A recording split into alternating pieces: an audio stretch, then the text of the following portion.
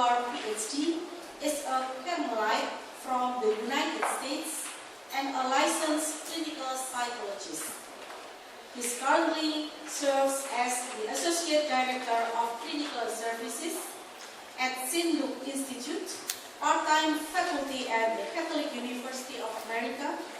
He holds a doctorate in clinical psychology from the Graduate School of Psychology at Fuller Theological Seminary. He has also served as principal of McCardle High School in Los Angeles and as a psychotherapist, spiritual director, and part-time faculty member at Washington Theological Union.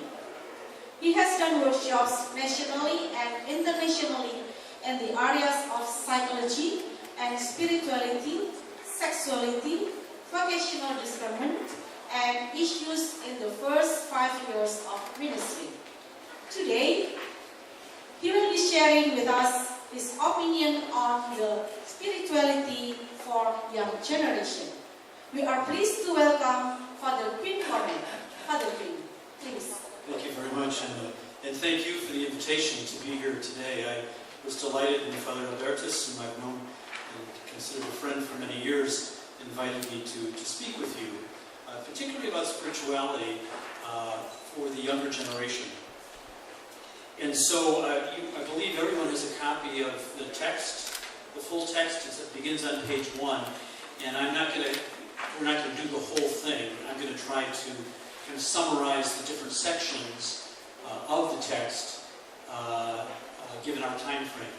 So, and it'll be a challenge for our technicians to keep up with the PowerPoint because I'll be somewhat jumping around, be moving through it, but if you can keep up, that'd be great. But if you can't, we understand. So I'm speaking to you today as both a clinical psychologist and a Carmelite Catholic priest. And I've been asked to share with you, to reflect with you on the value and experience of spirituality. And I'm going to do it from a psychological perspective. So that is how I'm coming at it, not so much as a theologian, but as a psychologist.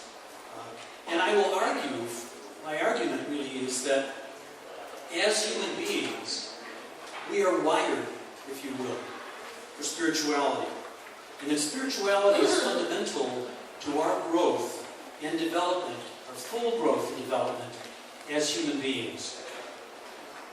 I will not argue for a particular expression of spirituality, but simply that you grow intellectually and professionally.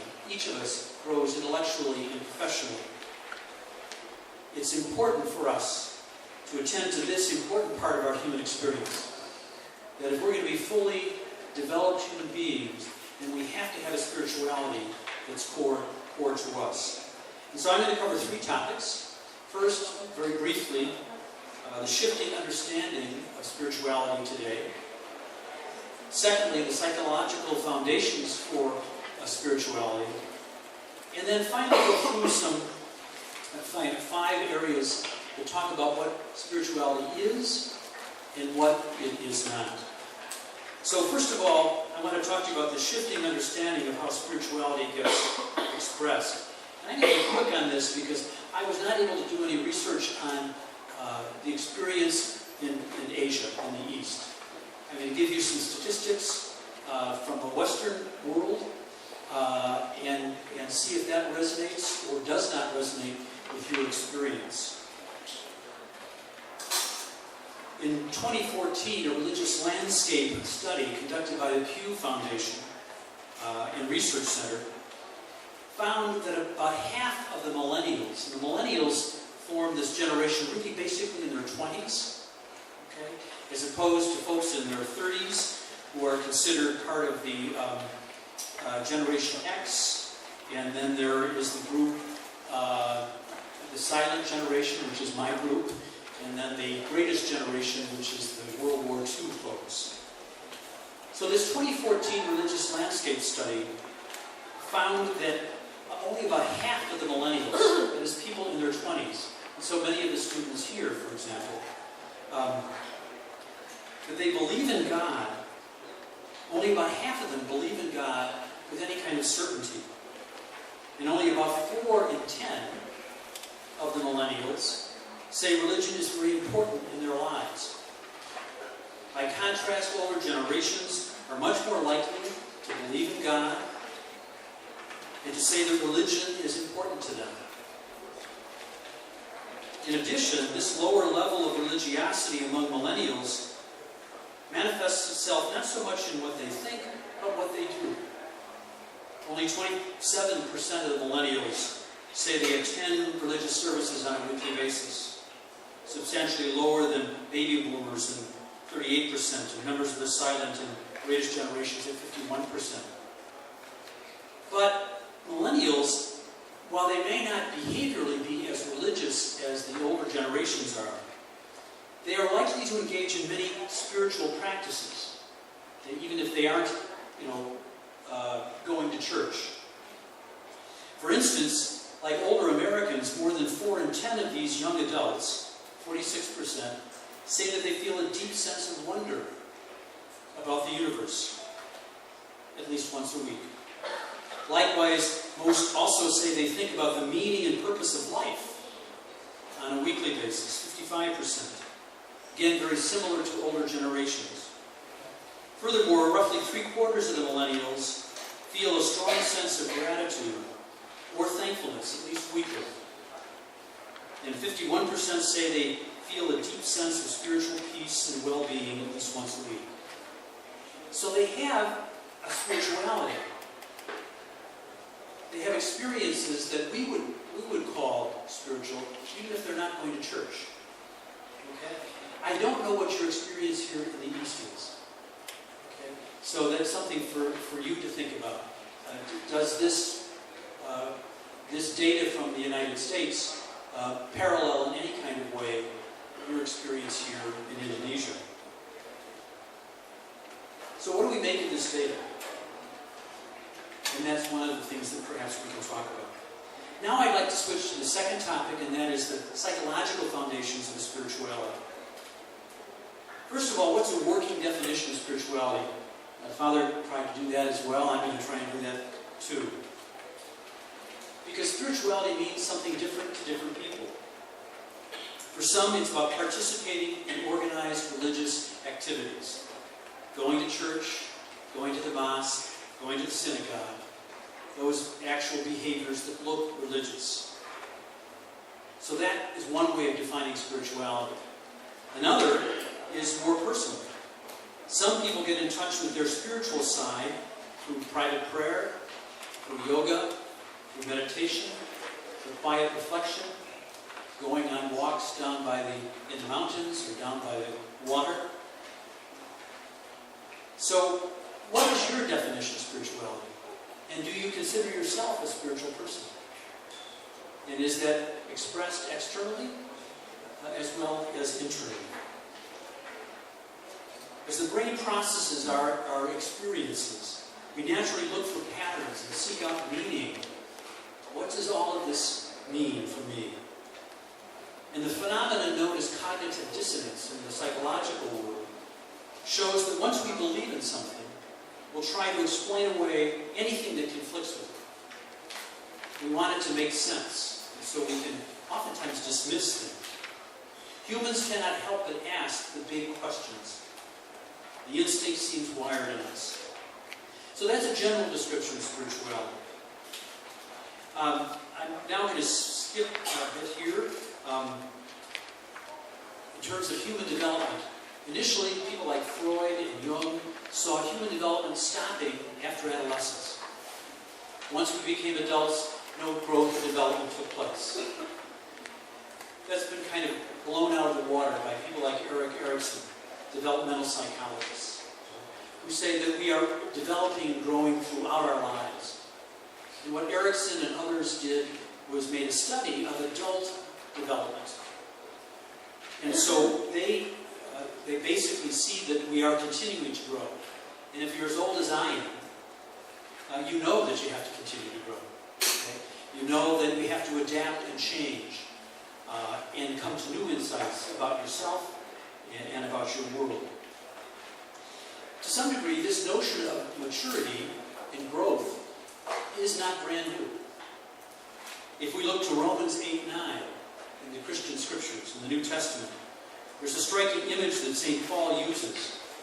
He says, the whole of creation is on tiptoe to see the wonderful signs of the sons and daughters coming into their own. Coming into their own. So there's this sense that we continue to develop. Coming into our own is another way of speaking about our journey toward maturity. What implications does this have for our psychosexual development as adults and in developing spirituality? Are there some behavioral guidelines that will enable us to evaluate whether or not we are coming into our own? How do we measure growth, in other words?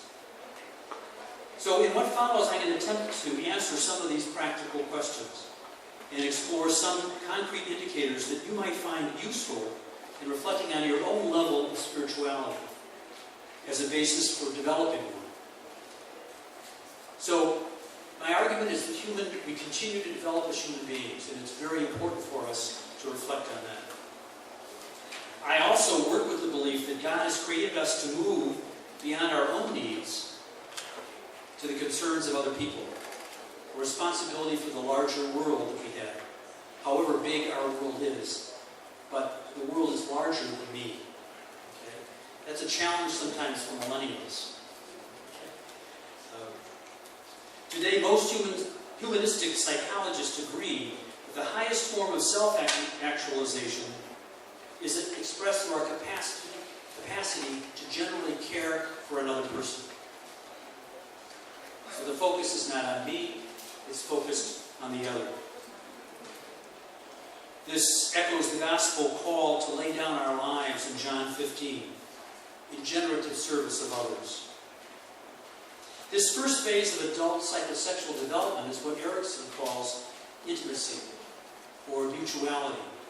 And then when I use the word intimacy, I'm not talking about a genital or what we would call sexual behavior. I'm talking about an openness to the other. I'm talking about this impulse for connection that I think Father also referred to. It's built into us as human beings to be connected to others. Okay? So it's affectivity, it's connection, and so I don't want the term intimacy, even though that's the one that Erickson uses, to be confused as just sexual behavior. This developmental challenge, I think, is at the heart of any spirituality. Developmentally, we are built in us is this focus on the other. Whatever lifestyle we're called to.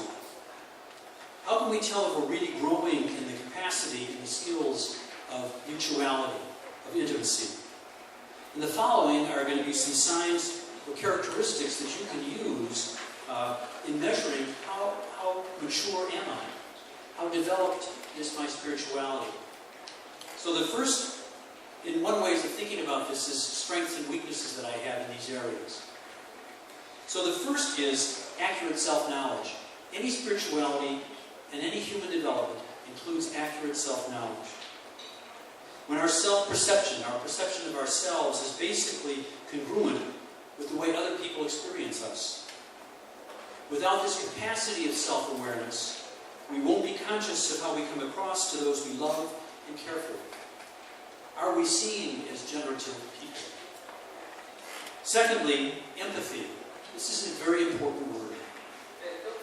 Empathy has to do with this ability to connect with another person and to move out of our own experience to try and have a sense of their experience. For us to try and understand it and indeed even feel it.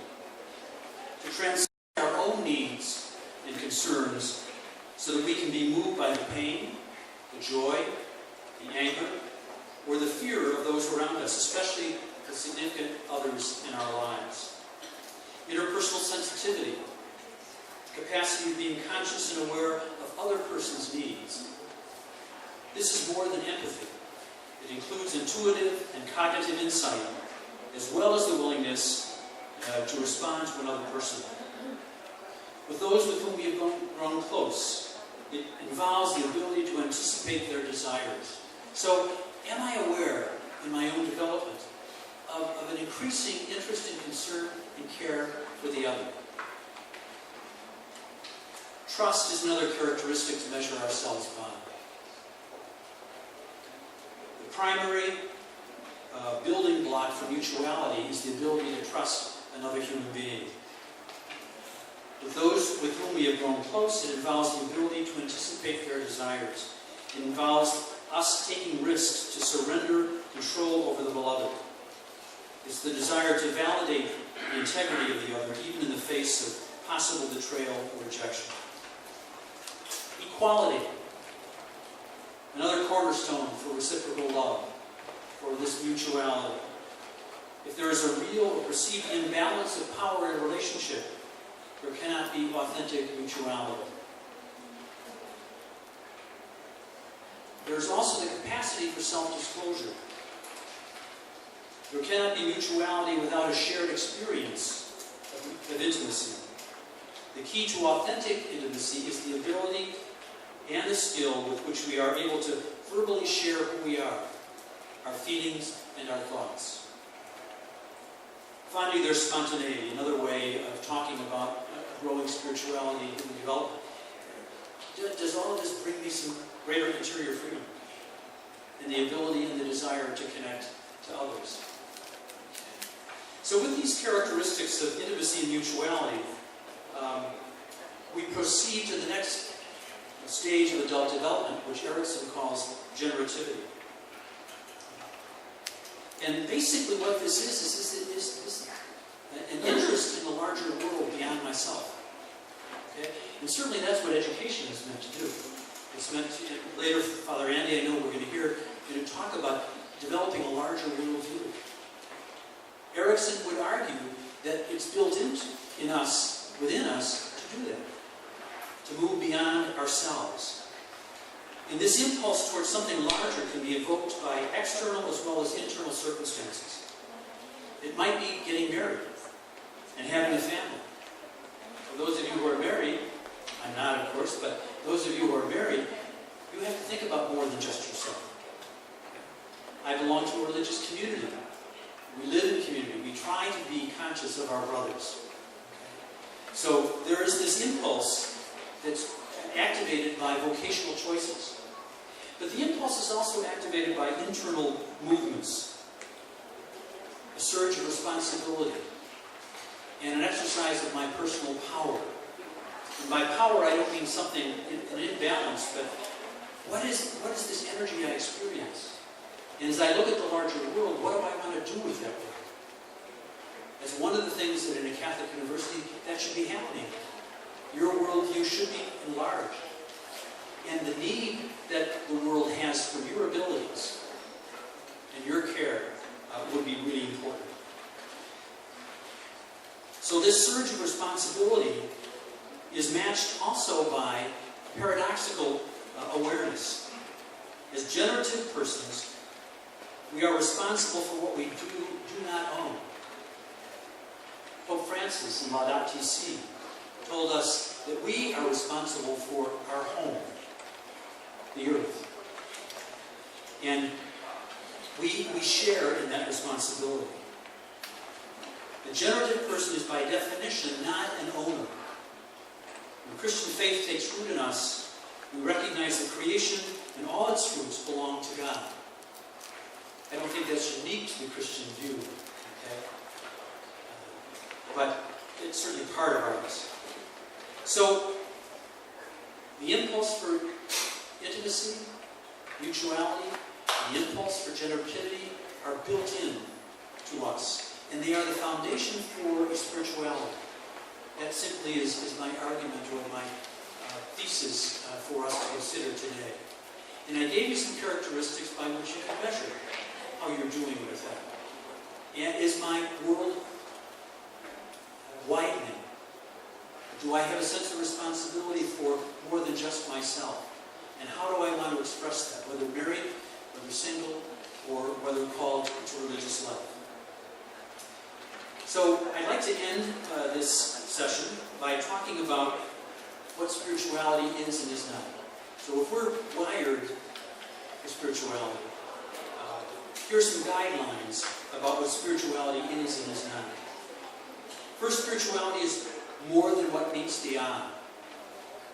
We're talking about a sense we have of ourselves of being greater than the sum total of our sense faculties and our attributes, our strengths and our weaknesses. We have this sense that we do not take ourselves for granted. And we get in touch with life as being, in its own way, miraculous. Often it's difficult to talk about this core of our being as it defies words sometimes. It's a knowledge that is best measured by our silence sometimes, as well as by our frustration.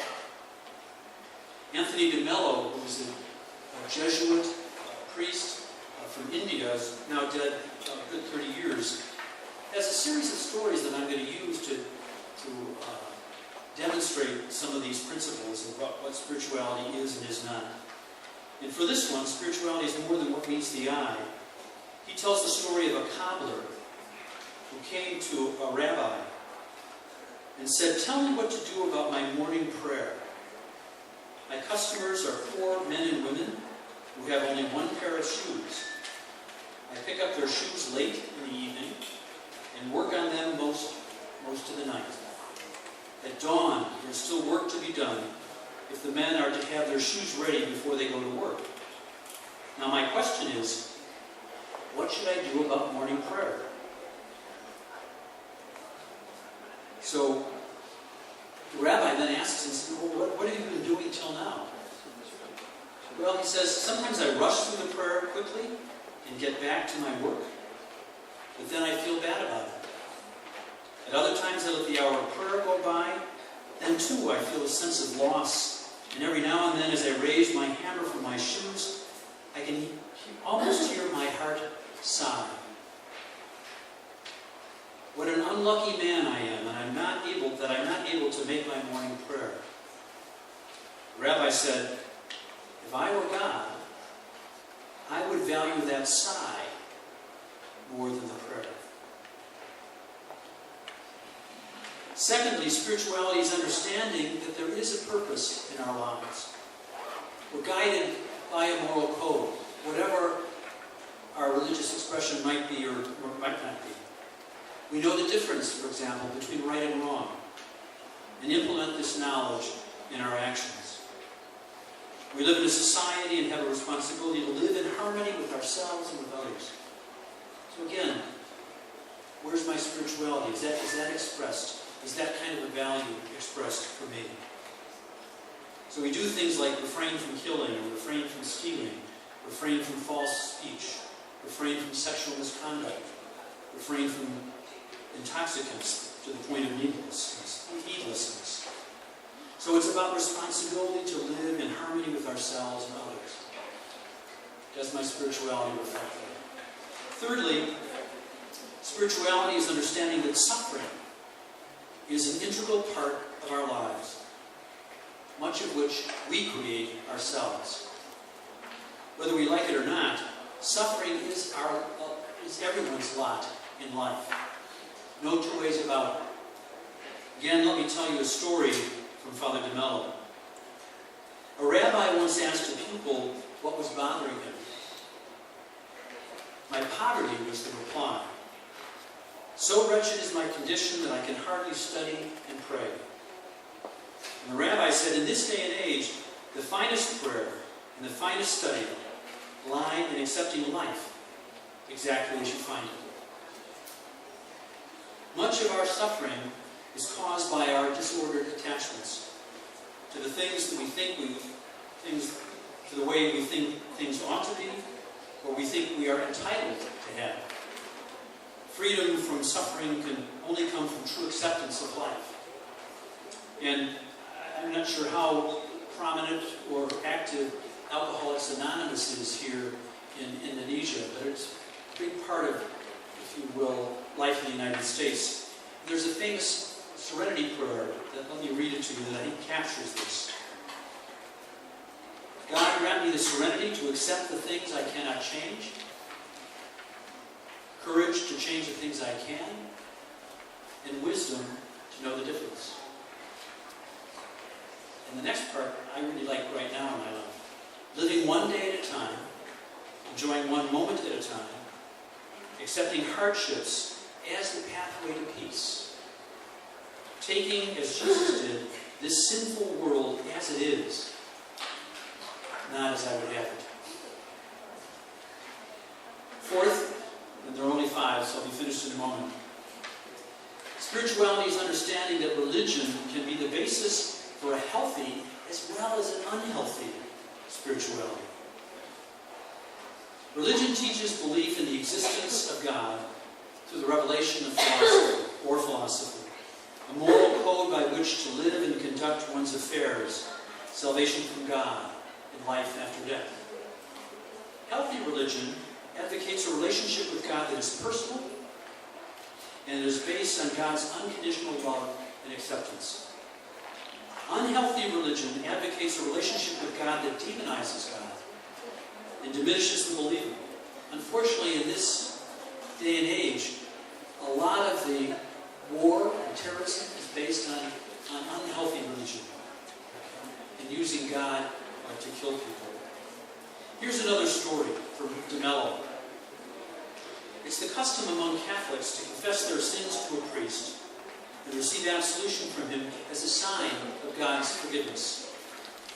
Now, all too often there's the danger that penitents will use this as a sort of guarantee, a certificate that will protect them from divine retribution, thereby placing more trust in the absolution of the priest than in the mercy of God.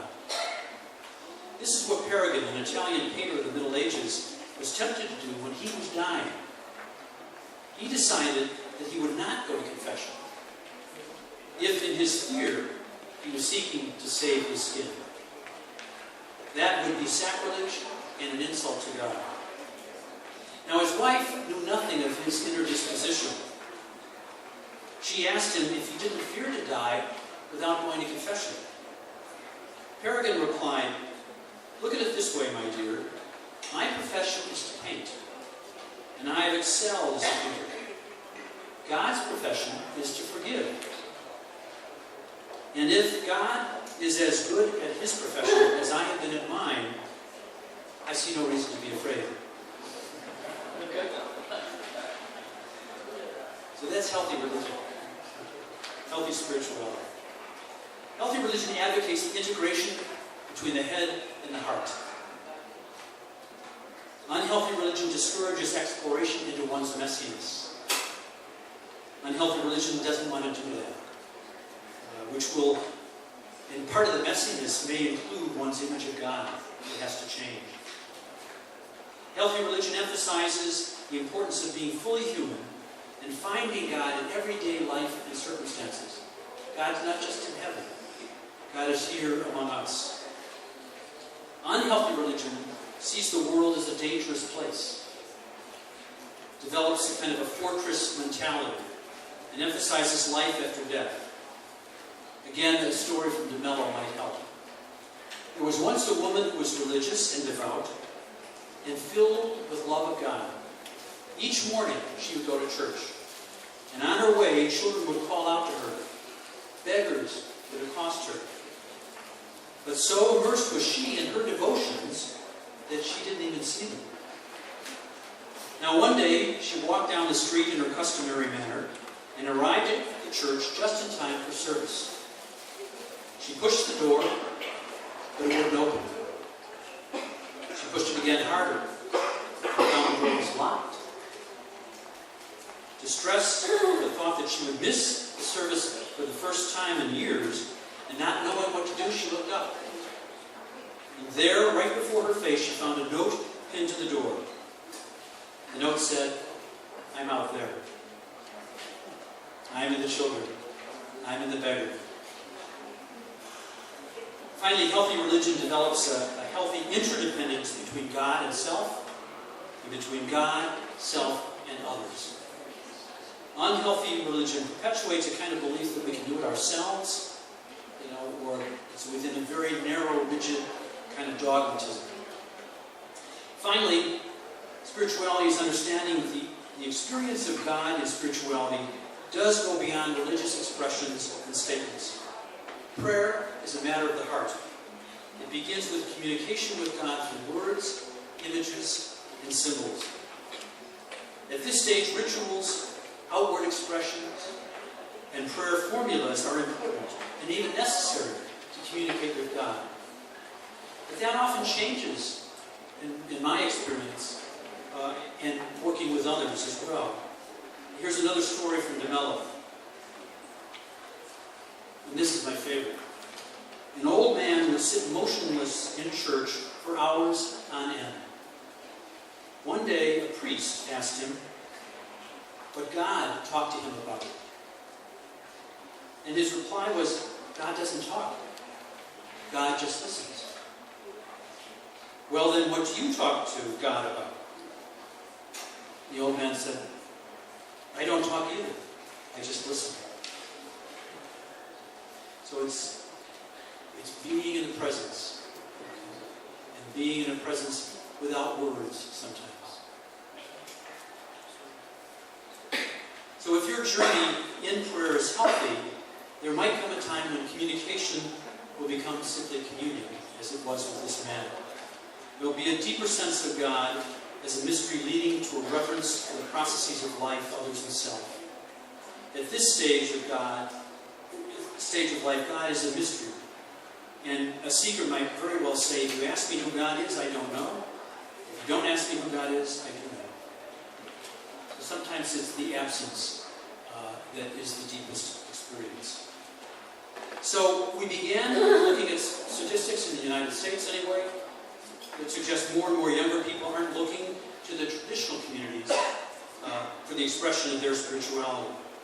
But I would argue that they do have a spirituality that is forming. It's simply discovered in other ways. Community does seem to be an important factor for supporting spirituality. It's found online, in chat rooms. It's found in 12-step meetings. It's found in causes around saving the environment, social justice projects, etc., as well as in church communities like the Catholic University here. As you continue your education, it's important for you and for all of us to pay attention to this part of ourselves, spirituality, that needs support.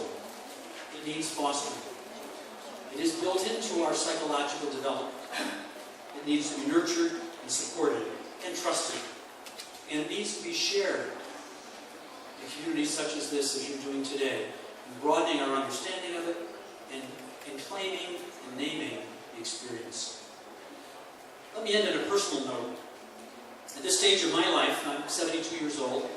I think I'm bragging about that. I'm kind of like being this age, okay? And at this stage of my life, I'm still working with younger men who are interested in becoming Carmelite priests and brothers. I'm in charge of our Carmelite seminary in Washington, D.C., and this is the third time in my career that I've done this particular job. I describe myself as a recycled formator.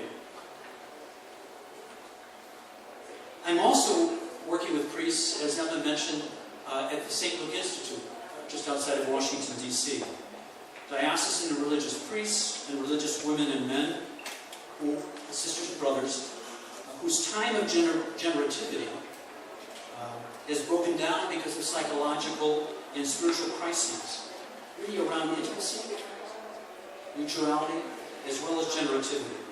This is the second time I've done this kind of work. And each of these ministries, both at St. Luke Institute and with the Carmelites, have been a privilege for me because they're focused ultimately on the issue of spirituality. It's foundational, wherever I am, it seems. And so the question is mine, it's also yours. What does my life mean, and how is it larger than just me? These have been and continue to be very generative experiences. I hope yours are the same, and that God may bless you with a full and generous life. Thank you.